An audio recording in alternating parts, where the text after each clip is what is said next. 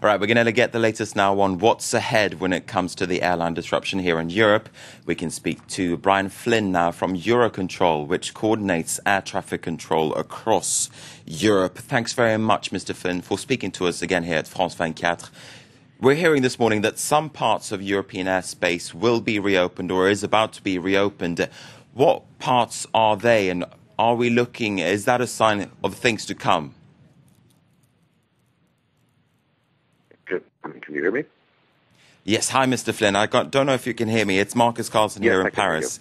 So what's the situation looking like? We're now hearing that some parts of European airspace are being reopened. Yes, the Iberian Peninsula, south of France, Italy, stretching across in a line throughout the southern eastern part of Europe, up through the north through Poland, and parts of Scandinavia are indeed open, as is the airspace, which is above the possible area of contamination, above 20,000 feet in some countries, above 35,000 feet in other countries. The result of that is we expect that somewhere around about 35-40% of flights could operate today.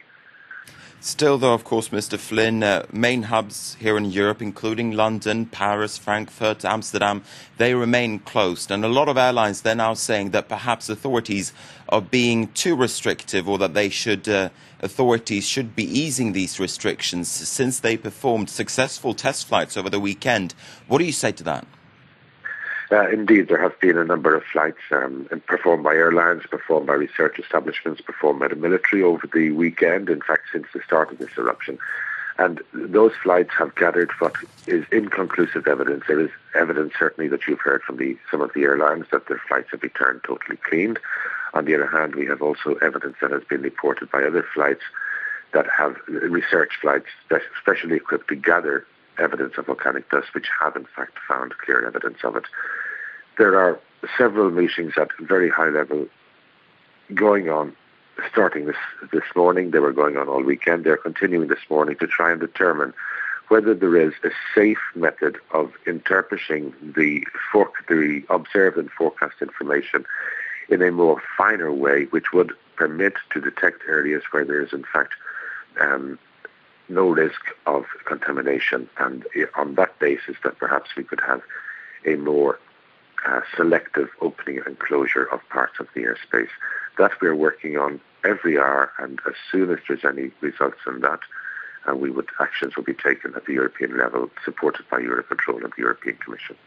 Just to clarify one point that you're making there, Mr. Flynn, when European airlines are saying that they should be able to restart flights again, you're saying that they're way too quick off the mark? No, not at all. We accept totally the evidence from the flights involved, that they found no evidence on the routes that they had tested, and other research establishments have found evidence in other parts of the airspace, and it is exceptionally difficult to distinguish between what parts of the airspace could be totally risk-free of any contamination and where there could be some element of risk, and what is the quantity of that risk.